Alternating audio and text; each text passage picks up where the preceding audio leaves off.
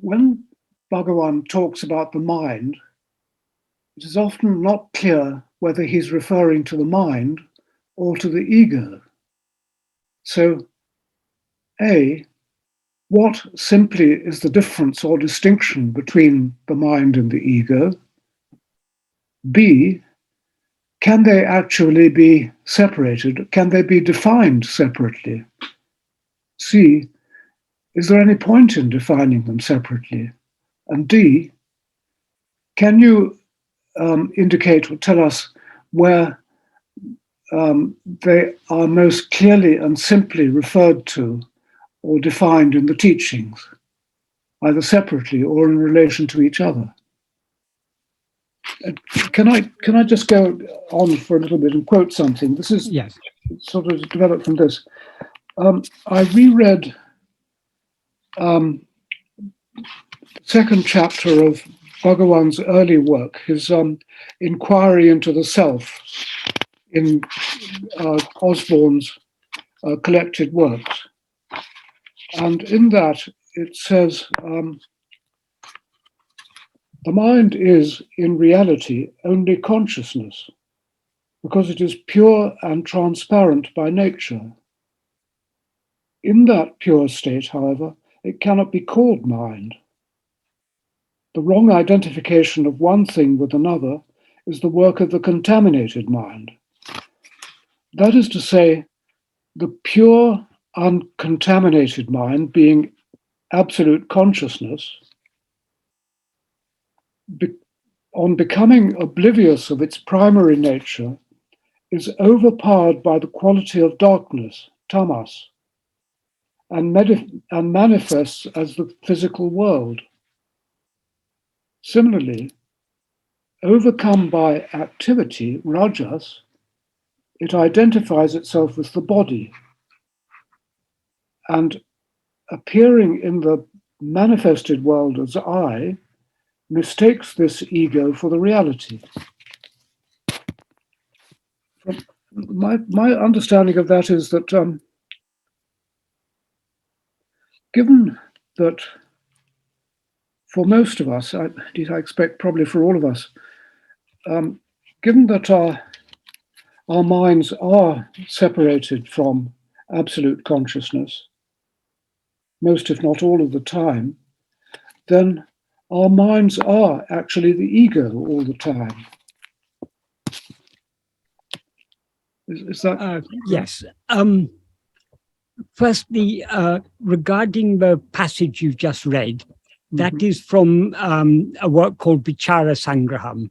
That is a work that Bhagavan responses to Gambiram Seshya. Okay. But that is very different to Nana. They were both from the same period, but in the case of Nana, Shiv Prakasham Pillai came and asked Bhagavan, that the first question he asked Bhagavan was, who am I? And then he asked a series of questions, but were all relevant to that question. So Nana represents Bhagavan's pure teachings. And Bhagavan later rewrote it in the form of an essay in which he refined it further. So Nana is the pure teachings of Bhagavan. Whereas Vichara Sangraham, I would say about 10% of it is Bhagavan's teachings, and 90% is not Bhagavan's teaching. The reason being, Gambiram Seshya had read various books, mostly in English, on Vedanta and yoga, including Vivekananda's books, which at that time were hot off the press. Raja Yoga, Jnana Yoga, Bhakti Yoga, all the books that Vivekananda had written. He had read these books, but he didn't clearly understand them. And he had read other books, Yoga Vashishta, and so many things he'd read. But he had difficulty understanding certain passages. So he brought them to Bhagavan and asked Bhagavan to explain. So Bhagavan explained in simple Tamil what those passages implied. So in effect, Bhagavan was, a lot of what the answers Bhagavan gave him was simply summaries, or he was summarizing the meaning of other texts of English translations of older texts and of Vivekananda's texts. So that is why we can't take Vichara Sangraham to be 100% Bhagavan's teaching. There are some very, very useful teachings there, which are Bhagavan's pure teachings, but a lot of it is not really representative of Bhagavan's teachings. This passage you read, it is Bhagavan's teaching, but Bhagavan wouldn't normally say it in such a way. He wouldn't bring in rajas and tamas and all that. It's a bit more complicated way of explaining it. But I can explain what Bhagavan says there. That is, what actually exists, what is real, is only the pure awareness, I am. When that pure awareness is mixed and conflated with adjuncts, that is ego or mind. So when Bhagavan says ego in its pure condition is just consciousness, that means what my ego or mind essentially is just that fundamental awareness I am. But so long as it remains as just I am, we can't call it ego or mind. So that's basically what he's saying there. So the reality is only the fundamental awareness I am. The adjunct mixed awareness, I am Alistair, I am Michael, I am this body, that is ego. Regarding the ego, coming back to your main question, which is about the difference between ego and mind, the word ego has a very clear and defined meaning in Bhagavan's teachings. The word mind, we have to understand the sense in which it is used from the context in which it is used. It helps to understand, but in its broadest sense, mind is the totality of all thoughts. And thoughts, when Bhagavan talks about thoughts, he's not just talking about mental chatter. All mental phenomena, all mental impressions are thoughts. So basically, everything is mind. But we can analyze the mind into two compartments. There's the subject and the object. That is, the vast majority of thoughts are objects known by us. The first thought, the thought that knows all other thoughts, is what Bhagavan refers to as the thought called I. That is ego. That is the subject.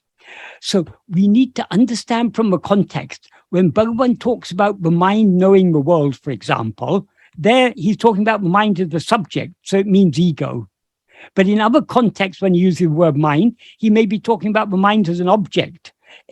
So we need to discriminate and understand from a context in what sense he's using the word mind. But as a general rule, because Bhagavan's focus is on ego, which is the root problem, when he uses the term mind, in most cases, he's referring to ego. He makes this clear in verse 18 of Upadesha Undiyar. What he says in verse 18 is, he begins by saying, Enangale manam, thoughts alone are mind. In some translations, this is translated as the mind is a bundle of thoughts. That is not, there's no word there for bundle, but it implies that is the totality of all thoughts is mind. And then in the next sentence, he says, oh, yabinam nanenam ename mulamam. Of all, the thought called I alone is the root. That means of all the thoughts that constitute the mind, the thought called I alone is the root. Why is it the root? Because all other thoughts are objects, whereas the thought called I, namely ego, is the subject. It's that which knows all other thoughts. All other thoughts are jada. They're devoid of awareness, so they are known only as objects, whereas the thought called I is the only thought that is endowed with awareness. So it is the thought that knows all other thoughts. So no other thought can exist without this first thought I. So he concludes this verse by saying, Yanam manamenal. That means what is called the mind is I. So the implication here is, though the term mind is often used as a collective term to refer to the totality of all thoughts, all mental impressions, all mental phenomena, the root of all these thoughts is only the first thought I. Other thoughts come and go, but so long as there's mind, there's always this first thought I. So what the mind essentially is only this first thought I. In other words, ego. We can see a similar thing in Jnana, in the 5th paragraph. What Bhagavan says is, there's so many things I could quote, but he begins this paragraph by saying, whatever it is that rises in the body as I, that alone is mind. So here, when he says it rises in the body as I, he's referring to ego. So the ego alone is what is mind, but the ego is just the first thought of the mind. All the other thoughts are just an expansion of that. And then later on in that paragraph, he says, of all the thoughts that appear or arise in the mind, the thought called I alone is the first thought. The term he uses for first is mudal. Mudal means the primal, basic, original, first or causal thought. And then he says, only after this arises do other thoughts rise. In other words, no other thought can exist without this first thought. Why? For the simple reason all other thoughts exist only in the view of this first thought I. And then he says the same thing using different terms. Only after the first person appears do second and third persons appear. The first person means ego, this primal thought called I. Second and third person mean all other thoughts, all other things. Without the first person, second and third persons do not exist. So that's without this first thought I, no other thoughts exist. Nothing else exists, because everything other than our fundamental awareness I am is a thought. The first thought is this thought I. The thought I means ego, the adjunct mixed awareness I am this body. Whenever Bhagavan talks about the thought called I, he's referring to that is the pure I am is not a thought. It's only when it's mixed and conflated with adjuncts that it becomes a thought.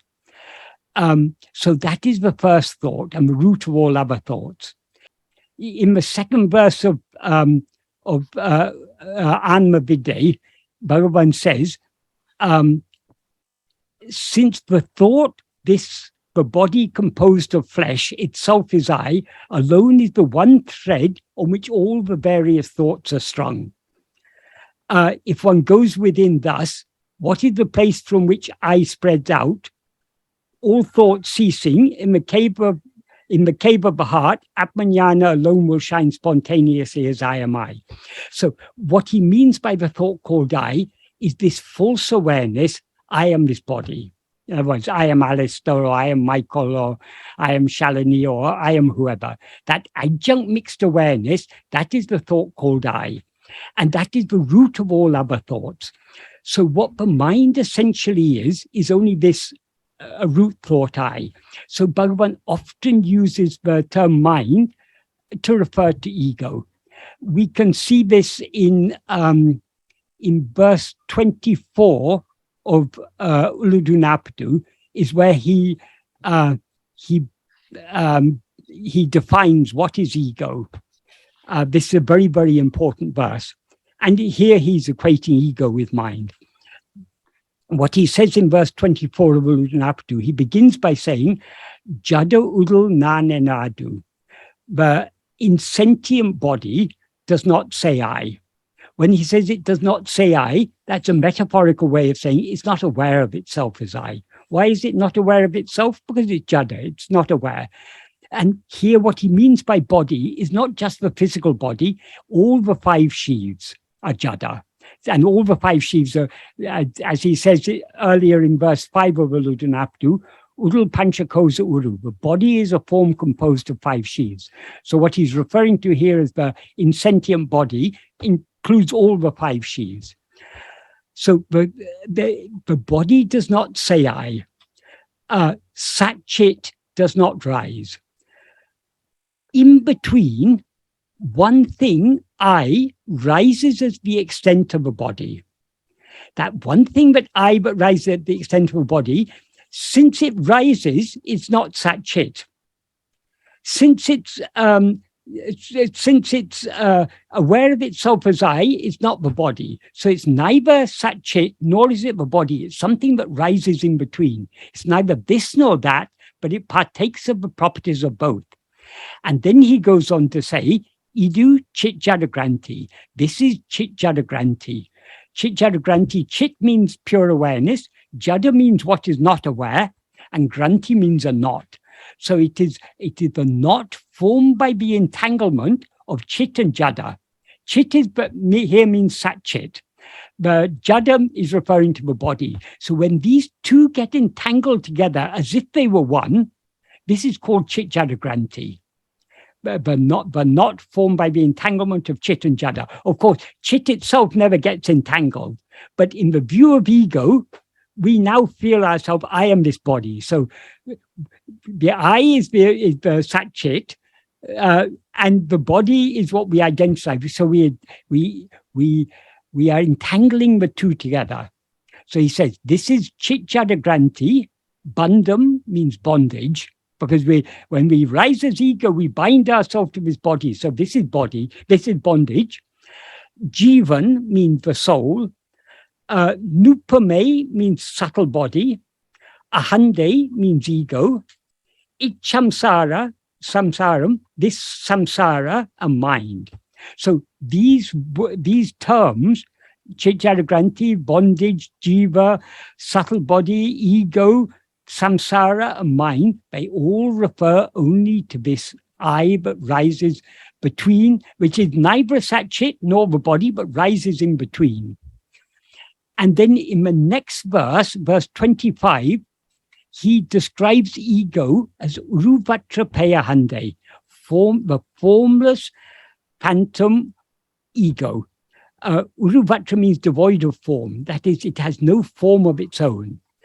Pay means it's usually translated as phantom or ghost, but it means an evil spirit. But in effect, it means the idea is the ego has no form of its own, and like a ghost, a phantom, it's got no substance of its own. It borrows its substance, namely its existence and awareness, from Sat Chit, and it borrows its form from a body.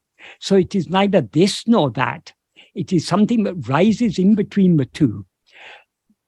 So that in the last line, he describes it as Uruvatra Payahande, but the whole verse is about that. What he says at the beginning of the verse is, Urupatri Undam, grasping form, it comes into existence. Urupatri Nikum, grasping form, it stands.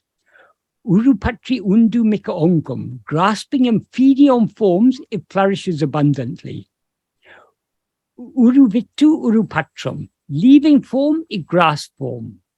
Hedinal Otum Pidicum, if sought, it takes flight. Such is the nature of this formless phantom ego. So it has no form of its own, so it cannot come into existence without grasping a form as itself. Because when devoid of form, it's nothing but the pure awareness, Sat Chit. So it rises by grasping a form as itself, but it's not the pure awareness that grasps for form. It's only ego that grasps for form, and ego is not the pure awareness. The very fact that it rises, it comes into existence, means it's not the Sat Chit, which is ever existent. So grasping form, it comes into existence. That is the first form we grasp, is the form of a body, which we take to be ourself. And grasping form, it stands. Without grasping this form, we cannot endure as ego. So we continue grasping the form.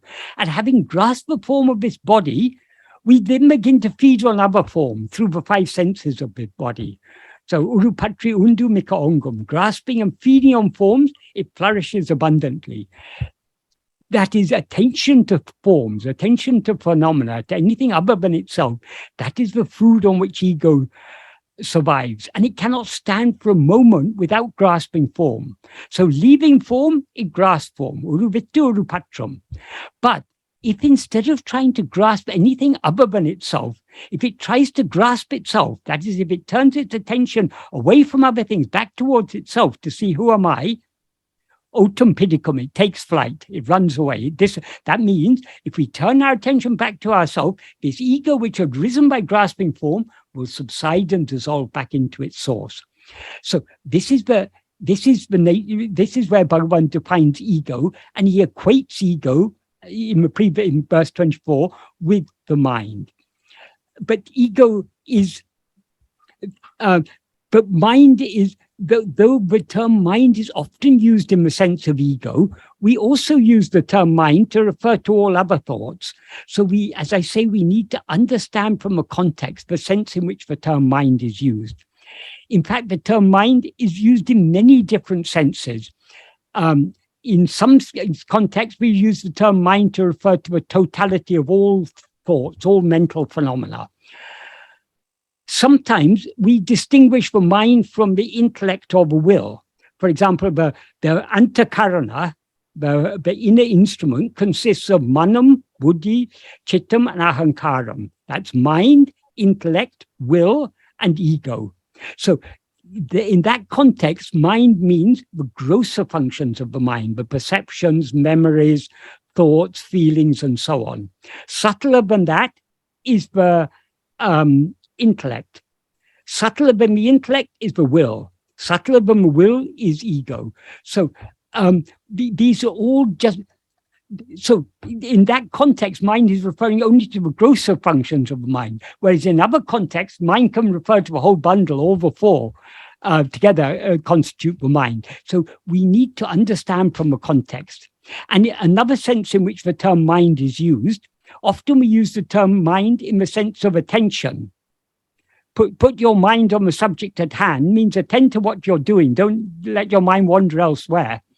And mindfulness, what does mindfulness mean? It means attentiveness, being attentive to whatever you're doing. That is being mindful. So mind is often used in the sense of attention. So we need, with the term mind, we need to understand the sense in which it's used from the context in which it's used. Whereas the term ego always refers only to I. It never refers to any other thought. But in many contexts, the term mind refers only to ego, this first thought I, but in other contexts, it can refer to other thoughts. So the most important thing to understand, if we're using the term mind in a broader sense, we have to distinguish the subject from the objects. All other thoughts are objects. They're all phenomena, things known by us. Whereas I, ego, the subject, is the knower of all of them. So what the mind essentially is that I. So I'm just going back to your questions again, Alistair. So when you ask what's simply the difference or distinction between them, it depends on the sense in which they're used. When mind is often used in the sense of ego, in which case there's no difference or distinction between the two. But mind is often used in a broader sense, in which case ego is the root of the mind. It's the first thought of the mind, the essential thought of the mind. It's what the mind essentially is. And then you ask, can they be defined separately? We can define ego very precisely. Mind we cannot define because we cannot give a single definition to the term mind, because the sense in which the term mind is used depends on the context in which it's used. And this applies not only to Bhagavan's teachings, it applies to life more generally, that often we use the mind in the sense of the knower. The mind knows the world. There we are using the mind in the sense of ego, the knower. Whereas in other contexts, we use the mind in the sense of attention. In other contexts, we use it in the sense of thoughts generally. So the term mind is a very slippery term. We need to understand from a context the sense in which it's used. Yes. And then you ask, is there any point in defining them separately? It's very important to understand what is meant by ego. What is meant by the term mind, as I understand, we can't define it, but we need to understand from a context the sense in which it's being used. And then you say, can you say where they are most clearly and simply referred to in the teachings? Well, I've cited a few verses where Bhagavan very clearly explains. So is my answer clear, Alistair, or do you have any further questions to ask on this? No, it is clear, actually, but you've given me an awful lot to think about. I'll replay this recording. Yes. You've given me a very fulsome answer, and thank you very much. Right. Well, ego is very easy to understand. Ego is the fundamental awareness I am, mixed and conflated with adjuncts as I am Alistair. Yeah. That which is aware of itself as I am Alistair, that is ego. Right. The reality of ego is the fundamental awareness I am. Alistair appears in waking and dream. He disappears in sleep. So in sleep, there's no ego. There's only the fundamental awareness I am. Yeah. So understanding the nature of ego is easy. The mind is more difficult because it's used in different, the word mind is used in different sense in different contexts. Yeah. That's what I found so confusing. Yes. Thank you. Well, language is confusing. Language can never fully capture. I mean, it's the same. It's not only these words. I mean, there's so many terms we use in day-to-day language, but have different meaning in different contexts. We have to understand from a context the sense in which a term is used. Yes, of course. Yeah, I get that. Thank you very much, Michael. I've had more than my time. No, you're welcome. This is a very important thing. This is one of the fundamental aspects of Bhagavan's teachings. We need to understand what he's talking about, because he uses these terms, mind and ego, so frequently. If we don't understand what he's talking about, if we don't understand the terms, we won't be able to understand what he's talking about. That's right. That's right. Is there anywhere, have you written about this? Is there a section in your blog, for example, that I could look at as well? There are probably so many places, but I can't remember. I've written so much on my blog.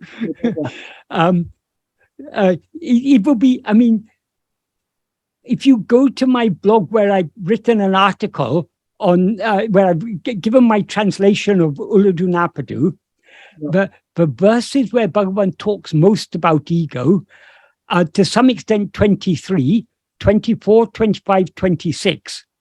If you look at my translation of those verses, you will see underneath each of them, there are numerous links to places where I've discussed those verses. So in all those places, I will have talked about this subject. Michael, that's extremely helpful. Yes. Thank you very much indeed. But you need only read one or two, because I go on, Bhagavan's teachings are so simple. Yeah. I'm constantly repeating what I've said already. And what I've said is I'm just pointing out what Bhagavan has already told us. So it basically, I'm saying the same thing in different ways in different places. Yeah. So but what I've given you now, that's the summary of it all. Yes. Okay. Bless you. Thank you very much. I'm giving a talk on the mind and the ego next Saturday at the face-to-face satsang. Okay, right. And partly because I wanted to understand it properly myself. Okay, yes. It's given me a lot to go on. Sometimes explaining these things to others can be very helpful to us in clarifying our own thinking, our own understanding. Absolutely. So sometimes we think we've understood something, but when we're actually put on the spot and asked about it, then we find our own thinking is maybe a bit woolly on the subject. So we need to think more carefully. I hope people don't ask too many penetrating questions. Yeah. Well, I'll try and upload this video soon so that you have time to listen to this again. Okay, yeah, I'll certainly do that. Right. Thank you so much, Michael. You're welcome, yes. We have about 6 questions so far, Michael. So the first one is, how can we love something that we really don't know, namely God? But one thing we always know is God, because God is that which is shining in our heart as I am. Because we have risen as ego, we now take ourselves to be this little person. So we think, oh, how can I be God? God must be something other than myself. We then form this idea of God as something much bigger and greater than ourselves. But what God actually is only that which is shining in our heart as I am. That is, that is actually the infinite whole. So God is the greatest of the greatest, but he's always intimate, known to us most intimately as I am. So we always know him. The problem is we don't know him as he is, because so long as we're aware of ourselves, so long as we rise as ego, we're aware of ourselves as I am this person. So because we mistake ourselves to be this person, we don't know ourselves as we actually are. But we can never say that we don't know God, because God is the one thing that we always know. The problem is we don't know him as he actually is. To know him as he actually is, we need to know ourselves as we actually are. And we also can't say we don't love God. We all love God. We all love it's our very nature to love I am. But the problem is, because we have mixed and conflated I am with a particular person, because I mistake myself to be Michael. I love Michael so much. But why do I love Michael? Because I take Michael to be I. If I recognize that Michael wasn't I would be indifferent to him. Why to care about this fellow? Michael is important to me because I wrongly mistake Michael to be I. So if we want our love for God to increase, our knowledge of God should increase, and it needs to increase. And our knowledge of God will increase only to the extent to which we look within. The more we look within, the more clearly we'll be aware of him shining in our heart as I am. And so our love for him will grow. The next question is, since about 5 years, I'm ever more devoted on the path of Bhagavan's teachings after his sudden appearance into my life. The increasing devotion is drawing me inwardly more and more, seeing the inner guru appear in ever clearer ways. Since about 7 years, I'm living as a single man, having had plenty of relationships and affairs in the past. Although longing for someone sometimes, the more prevailing feeling is to stay single. It sometimes seems like a dilemma, either choosing devotion or a worldly relationship. Since I was young, I have considered living in a monastery. I must say I'm grateful to be able to focus on the teaching in the way I'm living now, but still there is this latent desire to have a woman by my side. Could you perhaps say anything about how Bhagavan would react on similar life questions? Our outward life is determined by prarabdha. So if it is our destiny to be married, we'll be married. If it's in our destiny to be in a relationship, we'll be in a relationship. Everything in life has its pros and cons. There are definite advantages to being single, but there are also advantages to being in a caring and loving relationship. So what is best for us at each stage of our life is best known to Bhagavan. So he gives accordingly. So whatever be our present circumstances, that is the best circumstances for us at present. If Bhagavan considers it better for us to be in a loving relationship, he will bring that about. So we don't have to, and these things don't happen. We fool ourselves when we think, I decide whether I'm going to be in a relationship or not. I decide whether I'm going to marry or not. We may think that we are deciding, but actually it's already decided for us. We may firmly decide, I'm not going to marry, but then we will find if it's our destiny to be married, somehow or other, we will get married. So we better not dwell too much upon these things. Yes, there are certain benefits in being married. There are also certain drawbacks in being married. So which is the best circumstance for us at this particular moment in our life is best known to Bhagavan. So best to leave it to him. But Bhagavan said all these things. When Bhagavan was asked about sannyasa, he said, just like marriage comes according to prarabdha, sannyasa comes according to prarabdha. But neither is neither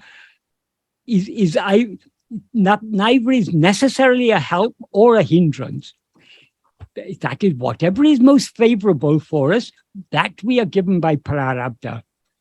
So being a sannyasi doesn't necessarily mean that's going to help you to attain to follow the spiritual path, because what needs to be renounced, it's easy to renounce outwardly, but the real renunciation is the inward renunciation, the renunciation of ego. So surrender is the only true renunciation that we can do in all circumstances. That's why Bhagavan often used to say, the grahasta, that means literally, grahasta literally means a householder. It means a family person. The grahasta who doesn't think I am a grahasta is a better sannyasi than the sannyasi who thinks I am a sannyasi. So the problem lies in our identity. There are so many different roles, being a sannyasi, being a householder, different professional roles, so many different roles we may play in life. The problem lies not in the roles themselves, but in our identification with those roles. By turning within, we are separating ourselves from the person to whom all these roles come. So if Bhagavan considers it to be beneficial for you to be in a relationship, you will be in a relationship. But there's no guaranteeing, but when you're in a relationship, that it will turn out to be all that you hope it to be. Often relationships can be very, very difficult.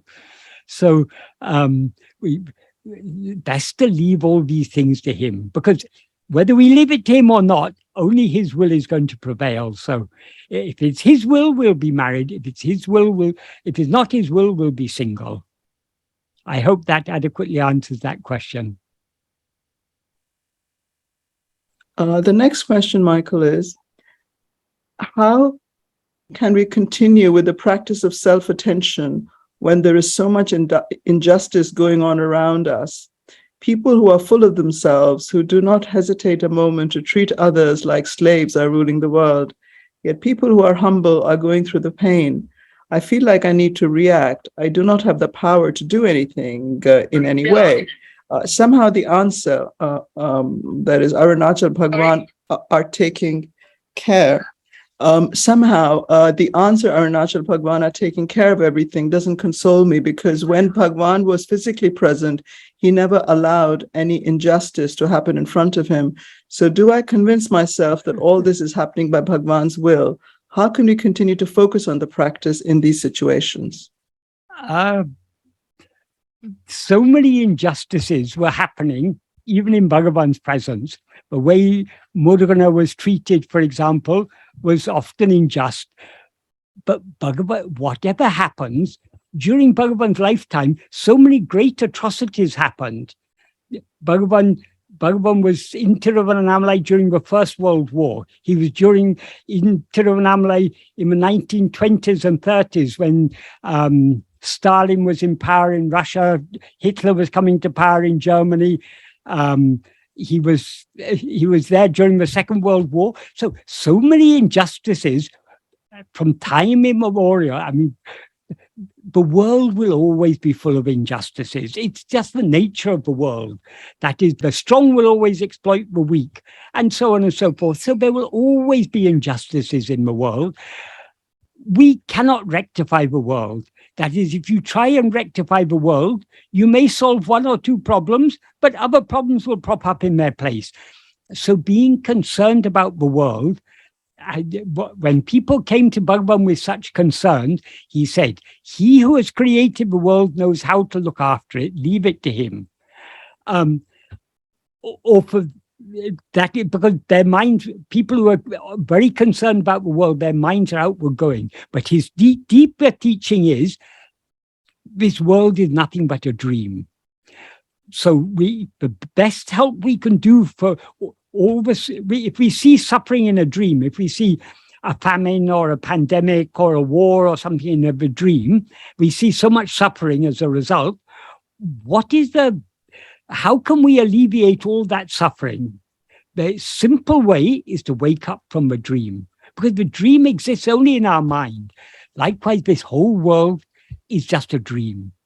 If you want to put an end to all the injustices we see in the world, all we need to do is to wake up.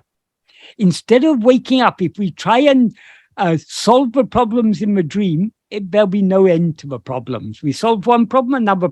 Even if you could solve one problem, some other problem would come in its place. So we need to have discrimination. We need to be wise about these things. Yes, there are so many injustices in the world. Wars are happening all the time. There's huge wealth disparity. There are people who have hundreds of billions of dollars, and there are people who are starving. Where is the justice in this world? There's so much, and people who have money, they have power, and they are able to use their power and to limit the power of others. So there's never justice in this world. It's futile to try to seek justice in the world. If we know what is real, we will know there is no such thing as world, and therefore no such thing as justice. So long as the world seems to exist, there will always seem to be injustice. So we need to use our discrimination, and let's do what is really useful, which is knowing what we actually are, what is within our power, and what is really beneficial is knowing ourselves. So we need to, that's why Bhagavan said, we shouldn't allow our mind to dwell much upon worldly things. Of course, if there's something we can do, if someone is hungry and comes and asks us for food, if we've got food, we should give them food. We should alleviate pain where we can. That doesn't mean we should go out looking for people to help, but when the occasion arises, we should do what is appropriate. We should try to alleviate suffering, and most of all, even if we can't do any good in this world, we should at least try to avoid doing harm. What more can we do outwardly? Inwardly, we can turn our attention within and know the reality of ourselves. If we know the reality of ourselves, we'll know that ego is unreal, and therefore everything known by ego is unreal. It's all just a dream. And it appears to exist so long as there's a dreamer. If we know ourselves, the dreamer, namely ego, will come to an end, and all dreams will come to an end along with it. I hope that adequately answers that question. The next question is, how many verses in Akṣaramaṇamālai, and how many did Michael complete so far? I assume there would be bi-weekly translations. Does he cover one verse per week or multiple? I'm not sure if that's really... Okay, well, the simple answer is I'm doing two meetings a month, and my aim is to cover one verse each meeting. And there are 108 verses, so we've now completed 11, so we've got 97 to go. So we've got enough to keep us going for a good few years more. No more Ramanaya.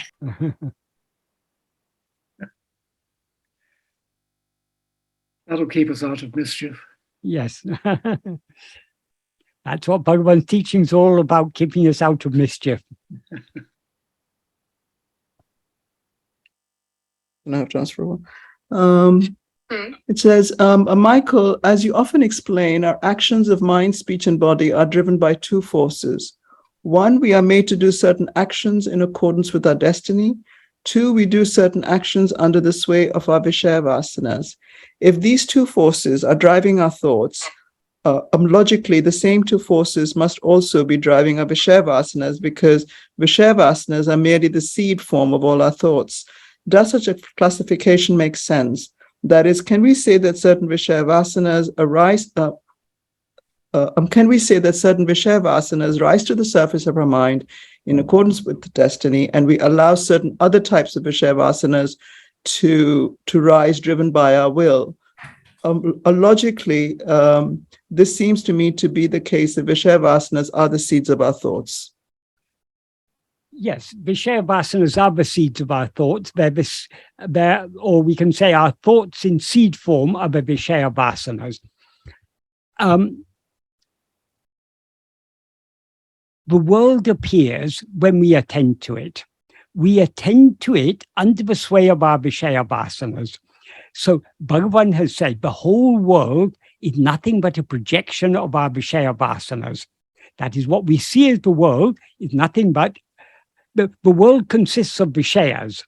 The seeds that give rise to Vishayas are the Vishaya vasanas. That is, if we had no inclination to experience Vishayas, Vishayas wouldn't appear. Vishayas means objects or phenomena.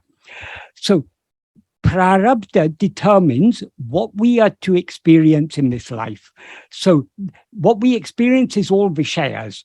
So the prarabdha is the fruit of actions that we've done in past lives, but not just a random selection of fruit. The fruit have been selected and allotted for us to experience in this lifetime by Bhagavan. So whatever we experience as prarabdha, we can say is Bhagavan's will. Bhagavan sometimes used to say, whether you say God's will or prarabdha, it amounts to the same thing, because the prarabdha is allotted by God's will. And God allots the prarabdha in such a way that will be most beneficial to us. So prarabdha is concerned primarily with experience. However, it's solely with experience. What we experience is prarabdha. However, in order to experience our prarabdha, there are certain actions of mind, speech, and body that we need to do.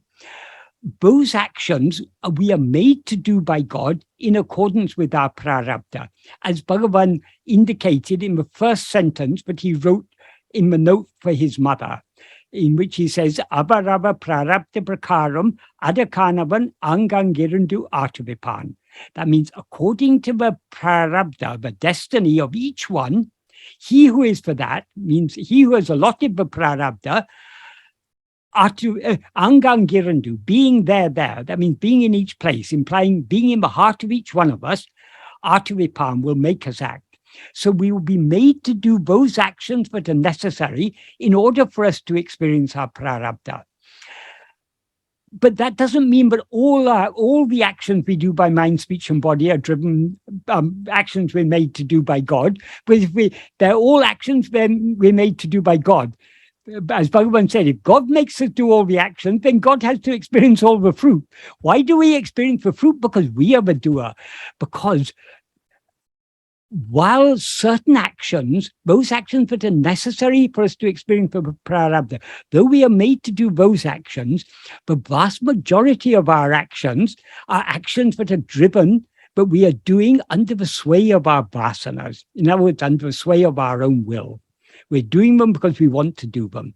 And that applies not only to the actions that are not according to destiny, even the actions that are according to destiny, those actions are driven often not only by God's will, but also by our will. That is, in order for us to experience something, supposing it's our destiny today to eat a very tasty meal, to cook and eat a very tasty meal. In order to experience that, we have to go through the actions of cooking. But we are not cooking, we are being made to do that by God's will, but we're also being made to do it by our will because we want to eat that tasty meal. So we cannot distinguish to what extent any particular action is driven by God's will and to what extent it is driven by our will. But the vast majority of actions, whether or not they're driven by God's will, are driven by if they're not driven by God's will, they're driven only by our will. Even if they're driven by God's will, they're in most cases also driven by our will. The actions are driven by our will. That means the actions we do under the sway of our vasanas. But our vasanas are the likes and dislikes, the desires and attachments in their seed form. So we do actions because we want to enjoy, we want to experience certain things. We think that we'll attain happiness by experiencing certain things. So we allow ourselves to be swayed by those vasanas, and we do the actions. Whether we experience the things or not is entirely up to prarabdha. But we are constantly trying to experience things, but we can experience them only if they're there according to prarabdha. So Vishaya vasanas, there are not two different types of Vishaya vasanas. Vishaya vasanas are our inclination to experience things other than ourselves. So long as there is ego, there will be Vishaya vasanas. And without Vishaya vasanas, there wouldn't be any Vishayas, because if we have Vishayas appear because we attend to them. And we attend to them because we're inclined to attend to them. So which particular Vishayas appear is determined by prarabdha to a large extent. That is, whatever is given to us to experience, that is determined by prarabdha. Even those Vishayas that is determined by prarabdha, they are a projection of our Vishaya vasanas. But we experience them only to the extent that we allow ourselves to be swayed by that Vishaya vasana. So we cannot experience any Vishayas unless we attend to them. And we attend to them only under the sway of our Vishaya vasanas. So these things are very, very, these things are very intricate and interwoven. We shouldn't try and we should try and understand the basic principles that Bhagavan has taught us in this regard without going into that. We can start, if we start thinking about it, if we want to think of questions, we can go and ask innumerable questions about this, but we are missing the point. Whatever teachings Bhagavan has given us, he has given for a reason. So we need to understand what is the purpose of the teachings that Bhagavan has given. Why has, for example, has he taught us about prarabdha? Because if we understand that whatever we cannot experience anything that we are not destined to experience, and we cannot avoid experiencing what we are destined to experience other than by turning our mind within. So trying to change anything in our outward life is futile. So Bhagavan taught us this in order to help us to go within. So long as we think our outward life depends on us, we will be constantly striving outwardly. When we understand it's already predetermined, we have no freedom to change anything in the outward life. And what happens to us, the experiences we're to undergo, we cannot change that. If we understand that, we lose interest in trying to change them, and we are more interested in turning within. Likewise, what we need to understand about Vishaya vasanas are our inclination to attend to things other than ourselves. Attending to things other than ourselves is not a recipe for happiness. It's a recipe for misery. So if we want to be happy, we should try to attend to ourselves. But because our Vishaya vasanas are strong, we keep on being swayed by them and going outwards. So we keep on needing to turn our mind within. This is what we need to understand. But the Vishaya vasanas are the inclination to draw our attention outwards. If our attention goes outwards, to who is to blame? We are to blame because we've allowed ourselves to be swayed by those Vishaya vasanas. So we always have the freedom either to be swayed by our Vishaya vasanas or not to be swayed by them. We have no freedom to change the prarabdha, but whether we allow our mind to dwell on this prarabdha, to go outwards to experience all these things, it's entirely up to us. So we have the freedom to be swayed by Vishaya vasanas or not to be swayed by them. Because we have the freedom not to be swayed by them, we can instead be swayed by the sat vasana, the inclination to hold on to ourself, to our own being, to sat, in other words. By holding on to our own being, we we refrain from allowing ourselves to be swayed by the Vishaya vasanas. So the Vishaya vasanas lose their strength, they become weaker and weaker, and the love to turn within grows stronger and stronger. This is all we need to understand. We need not go into the intricacies of these things. So, and we shouldn't, because if we start thinking about these things too much, then we begin to think, oh, then are there two types of Vishaya vasana, those that are projected outside of the prarabdha, and the other type? No, what is projected outside is the Vishayas, which are a sprouted form of the Vishaya vasana, but that is determined by prarabdha. The vasanas is our inclination to attend to those things. Do we attend to them or not? That is up to us. That's where our freedom lies. And we should use that freedom wisely by not attending to other things, by attending only to ourselves. We cannot, because of the strength of our Vishaya vasanas and the weakness of our love to turn within, we cannot totally avoid attending to other things. But slowly, by practice, we need to wean our mind off its inclination to attend to anything other than ourselves. I hope that adequately answers that question. So yes, there are sir, not two types of Vishaya vasanas, it's only one type. Yes, sir, it does. It does. Thanks a lot. Okay, right. Thanks a lot. Right. The next question is, what to do if one's most ruthless vasana or thief involves family members, especially with mobile phones, when clinging family members text incessantly. The sinful ego you talked about wants to push everyone away and turn off the phone so as to be more able to subsist in peace without the constant attack. But grace tells us we are not separate from these clinging others. Pushing them away is also pushing ourselves away. There seems to be an unending tension here. Is there any guidance around this from Bhagavan? That is, the problems do not come from the external world. All the problems come from us. The family members who are texting us are not our Vishaya vasanas. Our inclination to attend to that is the Vishaya, to attend to anything other than ourselves is the Vishaya vasanas.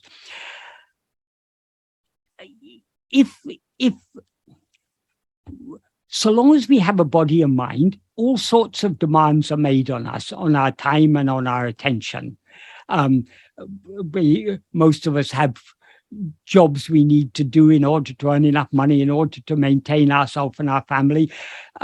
So the job makes demands on us, the family relationships make demands on us. There's so many demands are made on us. But none of these are an obstacle to our turning within, because whatever demands may be made on us, however much we may be involved in whatever work or whatever activity, we are always aware I am. So we can be holding on to that fundamental awareness I am, even in the midst of activities. So just because someone has texted you and is expecting you to reply to them, doesn't mean that you shouldn't be holding on to your self-attentiveness. You can be holding on to self-attentiveness while replying to them, because you don't cease to exist just because you attend to them. You don't cease to be aware of your existence just because you're texting someone. We always exist, and we always are aware of our existence.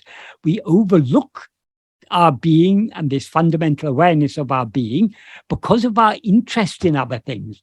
So the more we are interested in attending to ourselves, the less we will feel that the external things are disturbing us. And the more we will recognize that the real disturbances are our inclination to allow our mind to go outwards. That is, if it's our destiny to have family members who text us and to expect replies, that's all those. It will probably also be. We will probably be in order for that destiny to be experienced, God will make us do the actions that are necessary. We'll have to reply and we'll have to receive back. So this is all part of the destiny. We shouldn't be concerned about this. We need to, that is, who is texting? If someone is texting Michael and Michael has to reply, who is texting? It is Michael. It is the mind, speech, and body of this person called Michael who is replying. But the problem lies because I identify myself as I am Michael. So it is I who am being troubled by these texts. It is I who have to reply to them. That is where the trouble lies. If we separate ourselves from this person we seem to be by holding on to our being, then the actions that this person is made to do in accordance with prarabdha, this person will do anyway. So it is not necessary for us to attend to anything other than ourselves. Because whatever actions of mind, speech, and body we are made to do according to destiny, we will be made to do whether we attend to ourselves or not. So the problem doesn't lie in these others. The problem lies in us. But we allow ourselves to get disturbed by these things, that we get irritated. Oh, why this person is constantly texting me? Why they're bothering me? Why don't they let me be in peace? The truth is, we are always in peace. Peace is ever existing in the center of our heart. If we feel we're not in peace, it's because we're looking outwards.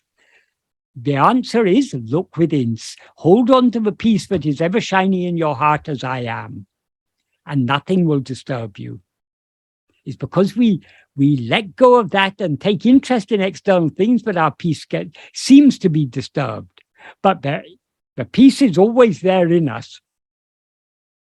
What is disturbed is not the peace, it's the mind that is disturbed. But to the extent to which we hold on to that peace that is ever shining in our heart as I, to that extent the mind will subside. I hope this is an adequate answer to that question. The next one, I'm not sure if it's a question, but it's that it says that God is all-knowing, therefore he knows if I will reach self-realization in this life or not.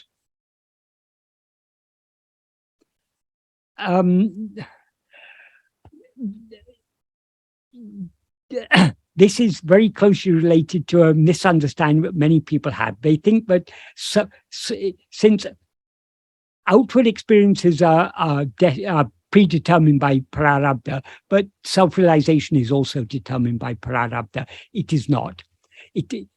Self-realization is entirely depends on the use we make of our freedom.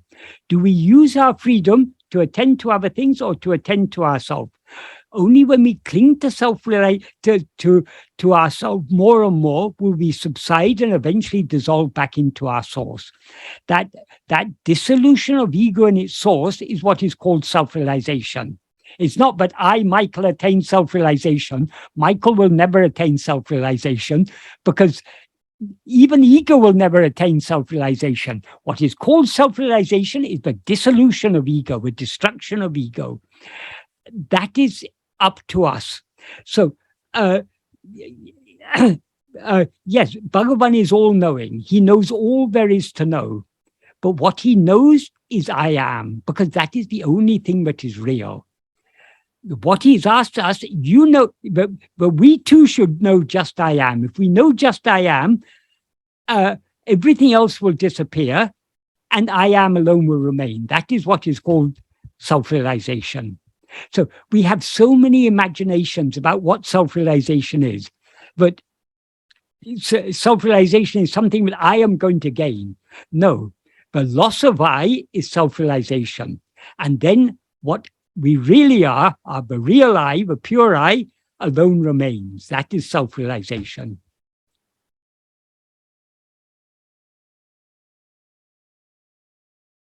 Bhagavan gives us a long, Bhagavan gives us freedom to go out or to come back within. He's waiting patiently until we come back within. When we come back within, he will then swallow us.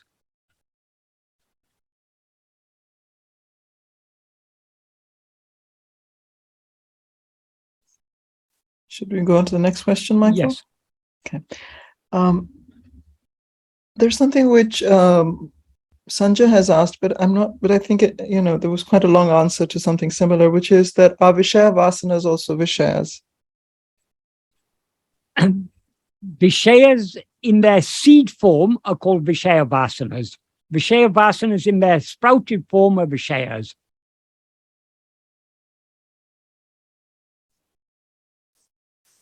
Move on to the next question.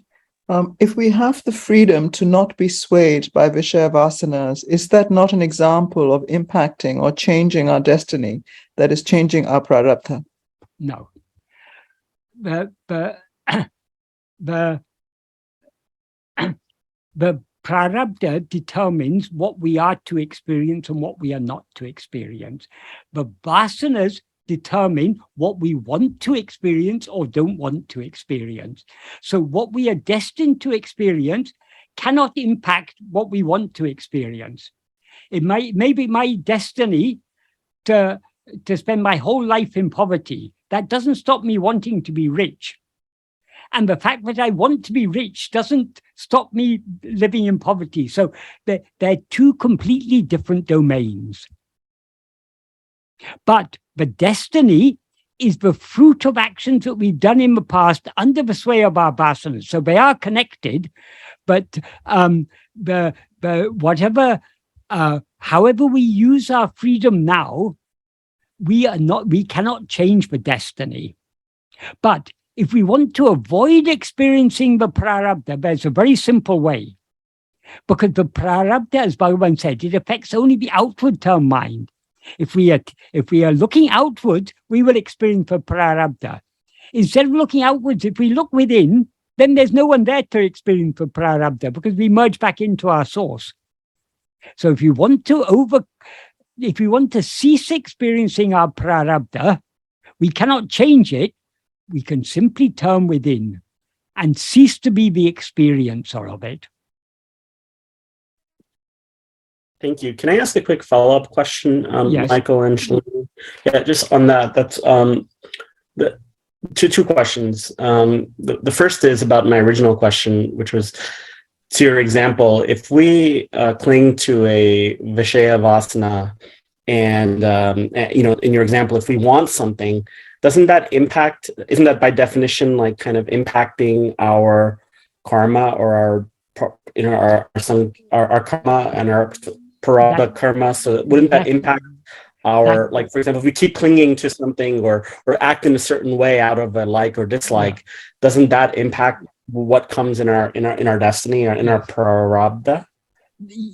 That is, whatever actions we do under the sway of our Vishaya Vasanas, those actions are called agamya. Agamya are the actions that bear fruit.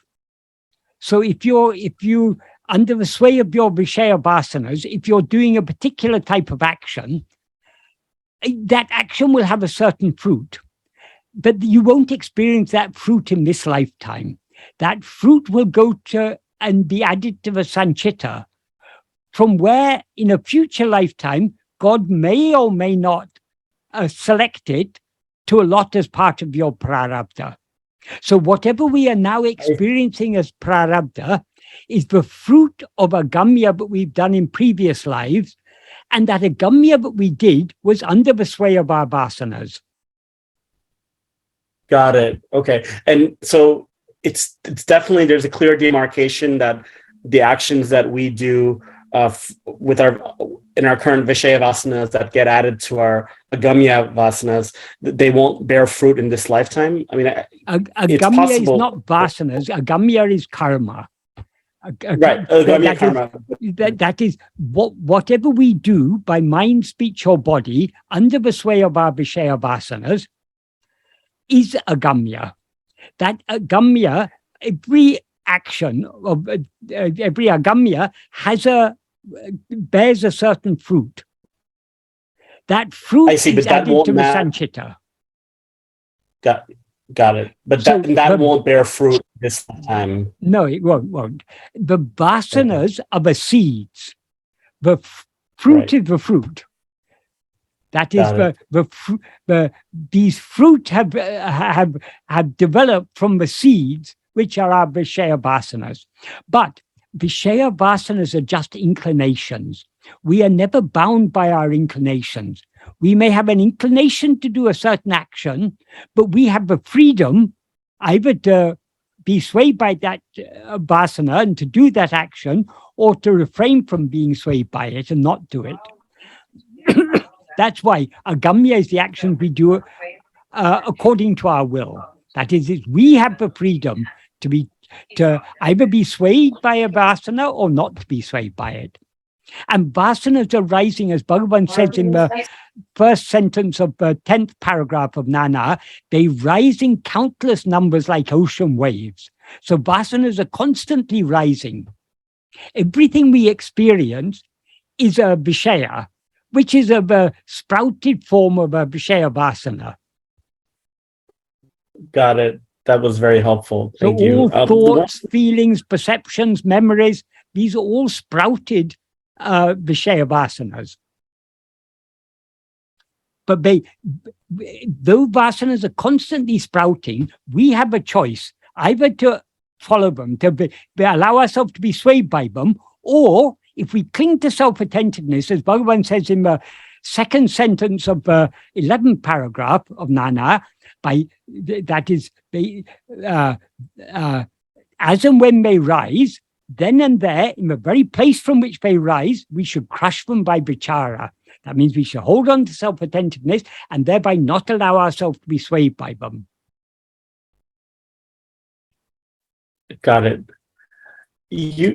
Thank you. You mentioned that one freedom we have is with our prarabdha to focus on self-inquiry, and so not experience it. When you say, like, if I understood correctly, so when we look within and like are focused on self-inquiry and looking at ourselves and holding on to the I am, and so not, is it that the prarabdha is not happening, or we're just not experiencing it or adding to it as in the agamya sense? So long as there's ego, the prarabdha will be going on. If you go to a cinema and you're watching a film, you've got no influence whatsoever on what is appearing on the screen. It's already predetermined. The film was made, published and it's now being shown in the cinema. You cannot change anything that happens in that film, but you have the choice either to look at it or not to look at it. If it's a horror movie or a movie that you feel very uncomfortable watching, you can just close your eyes. If you don't like the sound, you can close your ears. So you can shut it out, but you can't change what is happening on the screen. Like that, we can shut out the prarabdha by turning our attention within. That's like closing our eyes, because we're not allowing our attention to go out.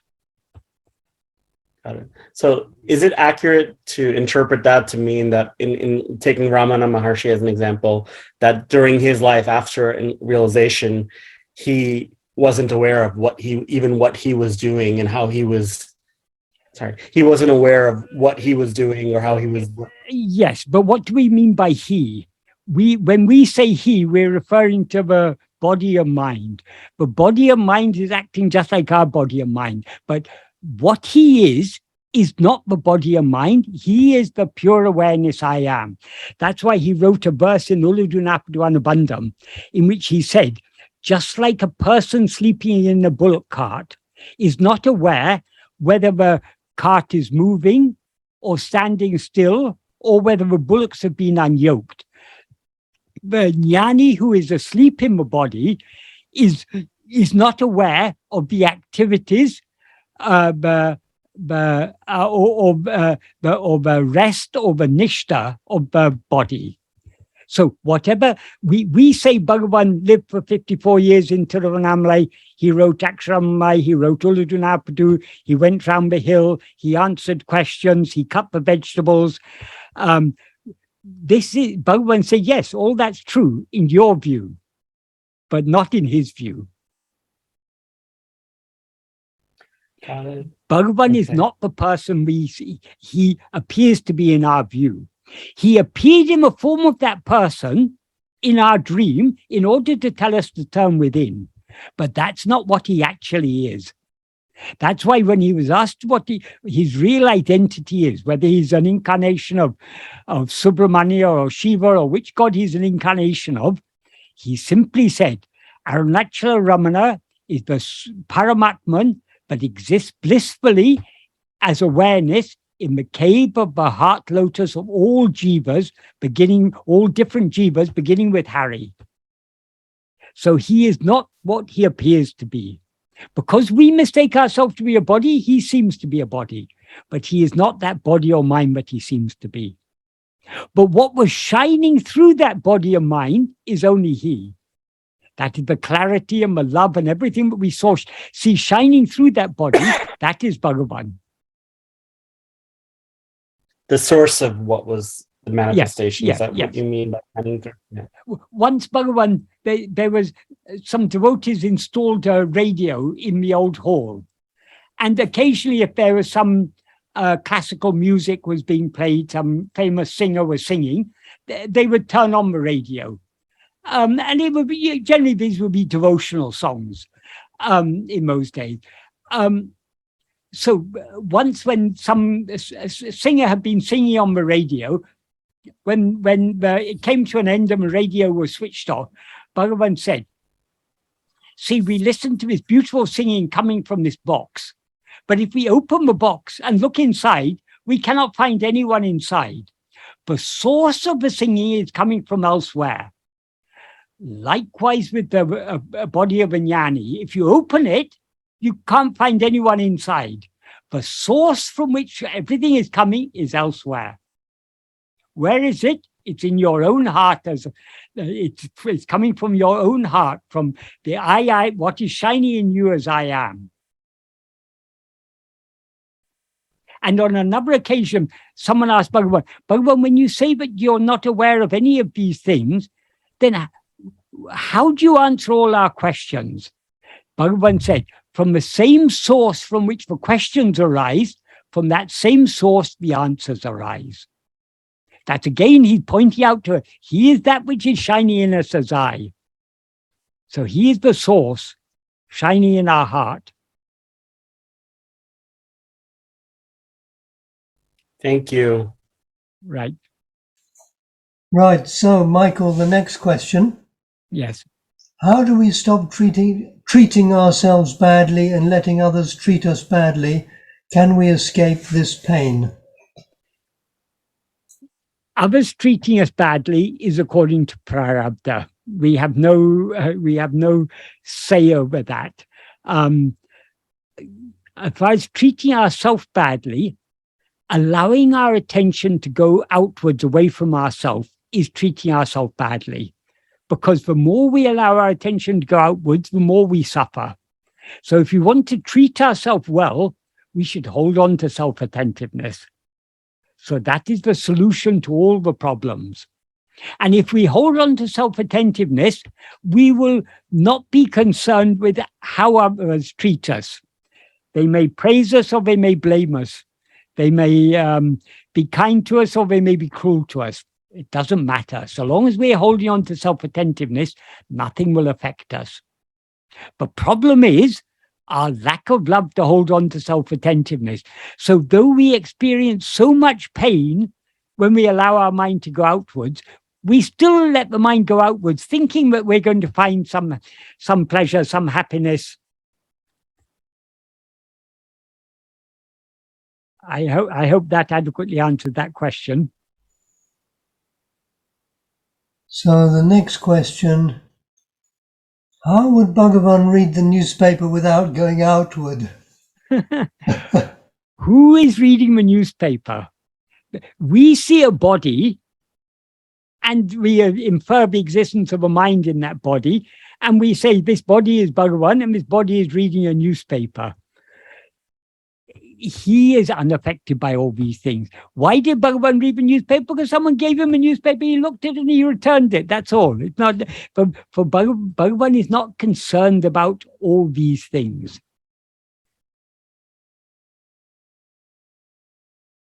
Bhagavan is concerned about one thing and one thing alone, knowing and being what we actually are, namely I am. That's what he came to teach us. But people gave him newspaper. He looked at the newspaper just like anyone else would. If someone, it has no significance whatsoever. It was it was that person's parabda to see Bhagavan reading the newspaper. Exactly. It's all our dream. As Bhagavan said, the guru is the lion that appears in the elephant's dream. So the elephant is ego. In the dream of this elephant ego, this lion Bhagavan has appeared to wake us up.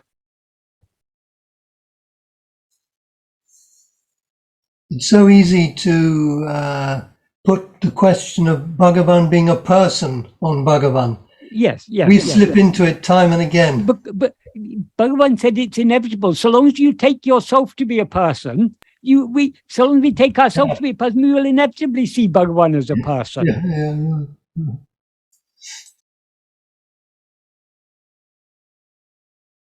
But his fundamental teaching is we are not this body. We are just I am.